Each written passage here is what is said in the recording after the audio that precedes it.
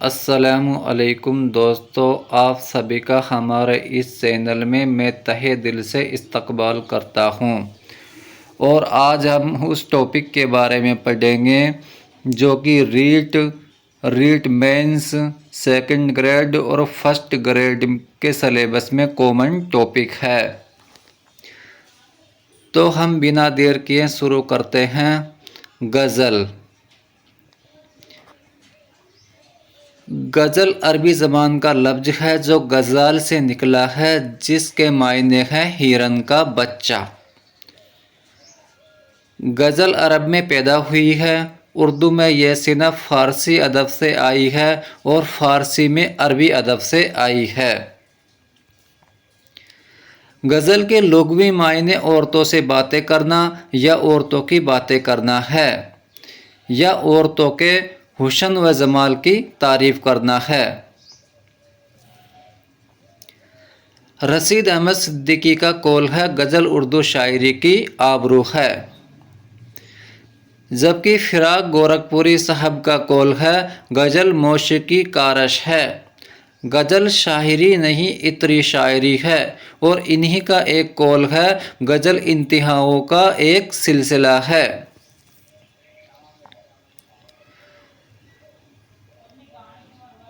रदीफ़ और बहर को गज़ल का मुहर कहा गया है।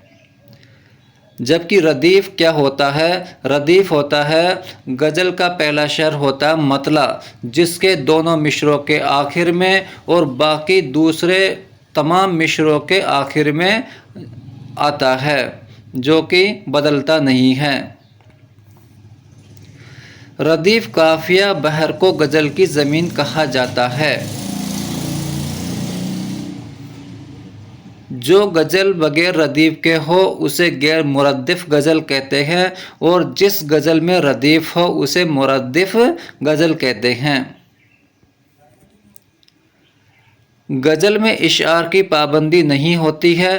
5 से लेकर 21 इशार तक की गज़ल लिखी गई है, लेकिन NCERT 12वीं क्लास में 5 से लेकर 19 इशार तक की गज़ल लिखी गई है, जो कि सही है। गज़ल का सबसे उम्दा शेर शाए बेत या बेतुल गज़ल कहलाता है। गज़ल की सबसे बड़ी खूबी एजाज़ व इख्तिसार है। गज़ल का हर शायर मुस्तकिल मज़मून का हामिल नहीं होता। आम तौर पर 5 से लेकर 19 इशार तक की गज़लें हुई है। ये NCERT 12वीं क्लास में दिया गया है, जो कि सही है। उर्दू गज़ल की इब्तदा हज़रत अमीर खुसरो रहमतुल्लाह अलैहि से होती है।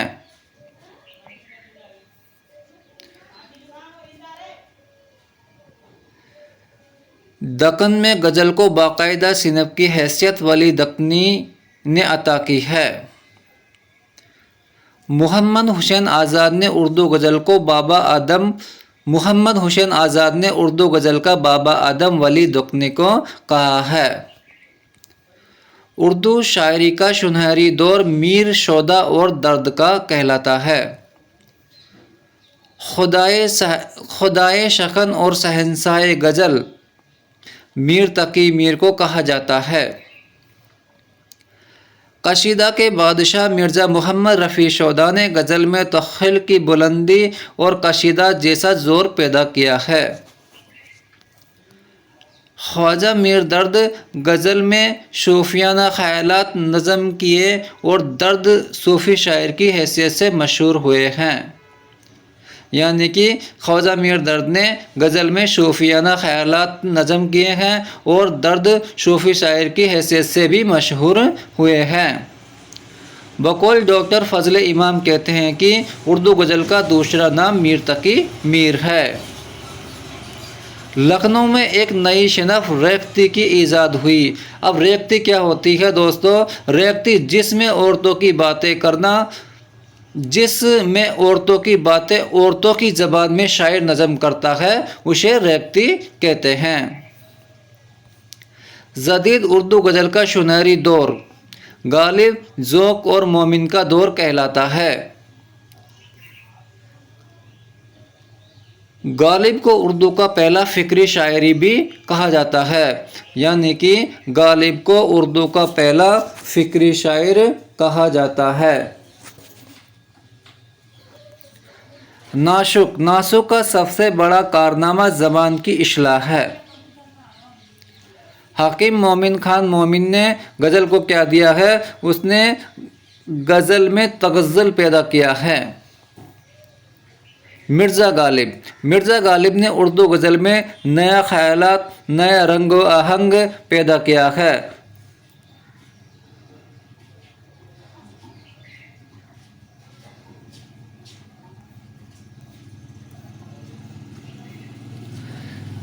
गज़ल में एक मतला होता है। मतला किसे कहते हैं? गज़ल का पहला शेर मतला होता है, जिसके दोनों मिसरे हम रदीफ़ और हम काफ़िया होते हैं।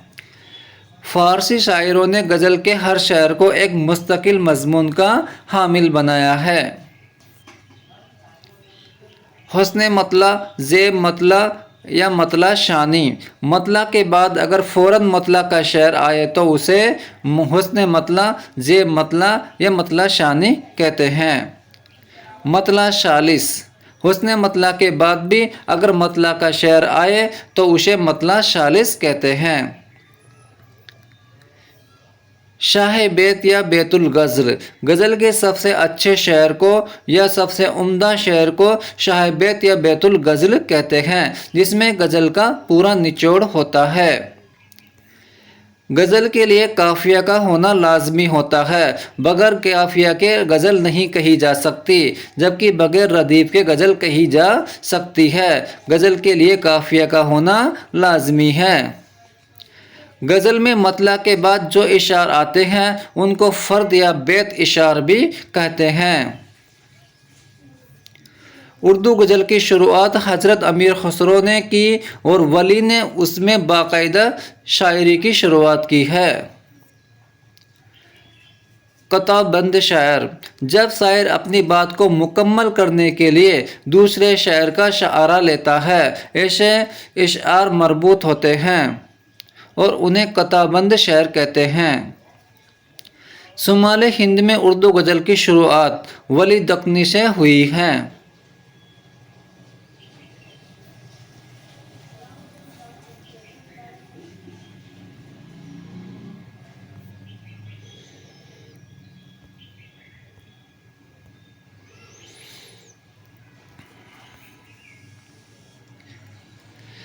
मक्ता, गज़ल का आखिरी शेर जिसमें शायर अपना तकल्लुस इस्तेमाल करता है।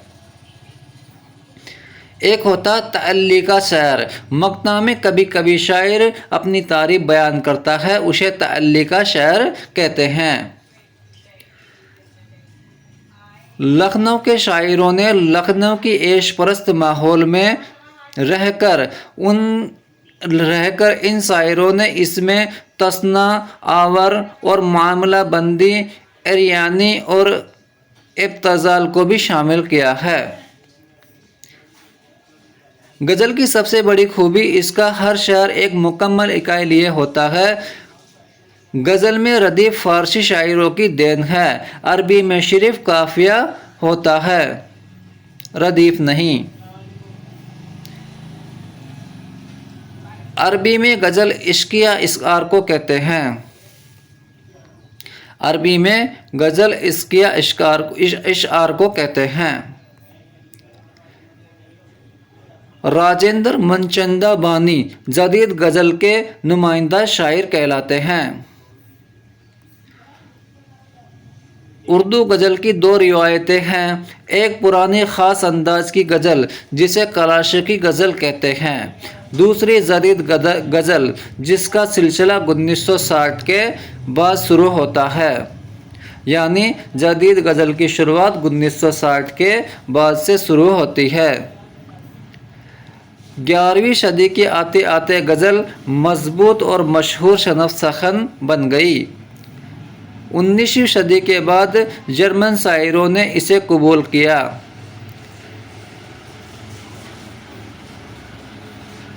कभी कभी एक ही बहर और एक ही रदीफ व काफिया में शायर एक से ज़्यादा गज़ल कह देता है। उसको दो गज़ला, सह गज़ला, चार गज़ला कहते हैं, गज़ल भी कहते हैं।